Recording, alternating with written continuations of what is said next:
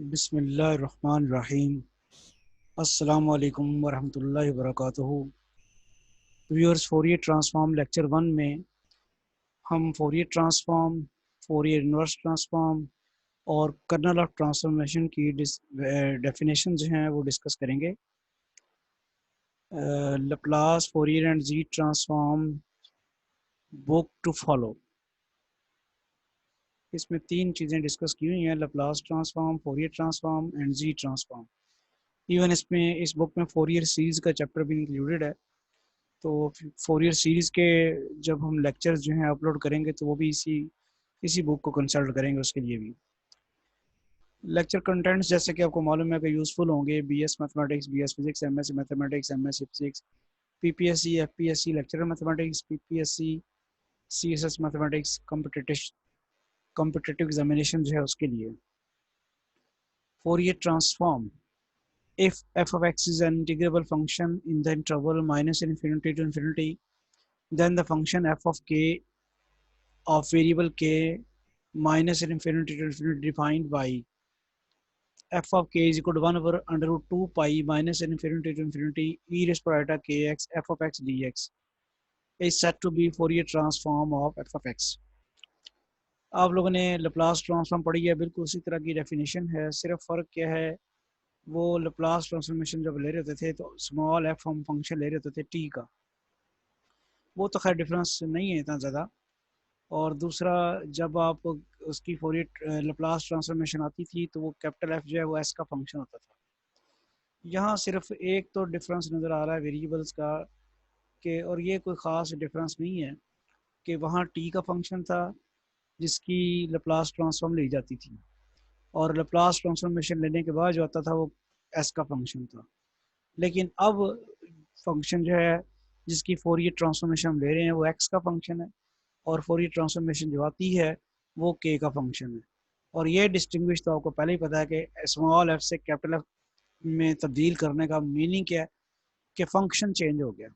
एक चीज़ और यहाँ पे दी गई है जो कि डिफरेंट है उससे, लप्लास ट्रांसफॉर्म से। वहाँ जो वेरिएबल था वो आपके पास जो इंटीग्रेशन आप करते थे वहाँ आप करते थे 0 टू इन्फिनिटी। अब आपके पास जो इंटीग्रेशन है वो माइनस इन्फिनिटी टू इन्फिनिटी है, और ई रेस्ट पर माइनस एस टी था, ये ई रेस्ट पर आइटा के एक्स है। और यहाँ आप लगाते थे एफ ऑफ टी, वो एफ ऑफ एक्स आ गया। उसी इसीलिए इसकी इंडिकेशन रिस्पेक्ट टू क्या करनी है हमने, एक्स। तो अब देखते हैं कि जब आप इसकी इंडिकेशन कर लेंगे विद रिस्पेक्ट टू एक्स, तो एक्स अपर लिमिट पुट करने से और माइनस करके लोअर लिमिट पुट करने से आपके पास एक्स खत्म हो जाएगा, क्योंकि एक्स की जगह तो पुट की जाएंगी। तो अल्टीमेटली जो रह जाएगा वो सिर्फ के रह जाएगा। तो जो फंक्शन आएगा वो के का फंक्शन होगा, इसलिए यहाँ पे के लिखा हुआ है। और ये चूंकि सारा प्रोसेस इंटीग्रेशन के जरिए हुआ है तो फंक्शन भी चेंज हो जाएगा, इसलिए हमने इसको कैपिटल एफ से डिनोट किया हुआ है। ये सारी चीज़ें लप्लास ट्रांसफॉर्म में भी डिस्कस की थी, तो फोरियर ट्रांसफॉर्म में भी यही है। The Fourier transform of a function F of X is denoted by, अब इसको आमतौर पर इस एफ से भी लिखते हैं। वहाँ आपने एल ऑपरेटर डाला था और यहाँ एफ ऑपरेटर डाल रहे हैं, ये इस एफ से मुख्तलिफ है। दस Fourier transform of F of X is equal to, formula वही रिपीट किया है, 1 over under root 2 pi minus infinity to infinity E raise power iota K X F of X D X is equal to F of K. ये Fourier transform का हमने formula लिख दिया। सिर्फ इतना ही आपको नज़र भी आ रहा होगा कि यहाँ एफ ऑफ के से लिखा था और यहाँ पे आप एफ ऑफ एक्स लिख रहे हैं। अगर आपने एफ ऑफ एक्स की फॉर्म में लिखना है तो फिर एफ साथ ये लगाना पड़ेगा आपको, वरना एफ ऑफ के लिखें तो ये आएगा। यही इंटीग्रेशन करने के बाद चूँकि एक्स की जगह माइनस इन्फिनिटी इन्फिनिटी लग जानी है तो वो सिर्फ के का फंक्शन रह जाएगा। Okay, Fourier inverse transform.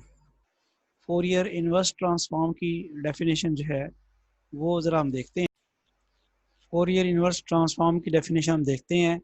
The function F of X is set to be the inverse Fourier transform और Fourier inverse transform of F of के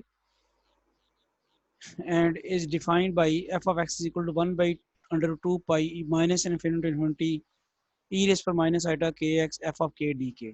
अब क्या फ़र्क क्या है, Fourier transform capital F of के आता था और उस वक्त इंटीग्रेशन हम कर रहे थे रिस्पेक्ट टू एक्स। और फोरियर इनवर्स ट्रांसफॉर्म है वो एफ ऑफ एक्स आता है। जिस फंक्शन की फोरियर ट्रांसफॉर्म ली गई थी वो ये था, और इस ये खुद जब आएगा तो फोरियर इनवर्स ट्रांसफॉर्म होएगी इस फंक्शन का, यानी एफ ऑफ के। अब इंटीग्रेशन भी आप किसके रिस्पेक्ट कर रहे हैं, के। यानी जिस फंक्शन जो फोरियर ट्रांसफॉर्मेशन आ चुकी है उसको ई की power minus iota K x से मल्टीप्लाई करा के इंटीग्रेशन करना रिस्पेक्ट टू के, तो आपके पास जो आंसर आएगा वो एफ ऑफ एक्स से रिस्टोर होगा।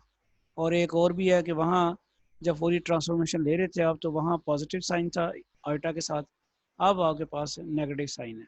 तो ये डिफरेंस है एफ ऑफ एक्स। और इसको अल्टरनेटिवली किस तरह लिखते हैं, Fourier inverse transform of F of के, क्योंकि एफ ऑफ के की फोरियर इनवर्स ट्रांसफॉर्म है जो कि बनती है F of X is equal to 1/2 pi under root minus infinity infinity E raise to power minus iota K X F of K D के।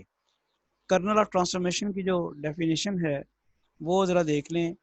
एक चीज़ यहाँ पे लग रही है कि थोड़ी मिस्टेक है, ये डी लिखा गया, ये के होना चाहिए। नेक्स्ट हम डिफाइन करते हैं कर्नल ऑफ ट्रांसफॉर्मेशन। तो ये जो एक्सपोनेंशियल फंक्शन है यहाँ पे ई रेज पर आइटा के एक्स, ये कर्नल ऑफ ट्रांसफॉर्मेशन कहलाता है। फोरियर ट्रांसफॉर्म का kernel of transformation E raise पर आइटा के एक्स है, जो इंटीग्रल में आपको इन्वॉल्व होता हुआ नज़र आ रहा है फोरियर ट्रांसफॉर्मेशन में।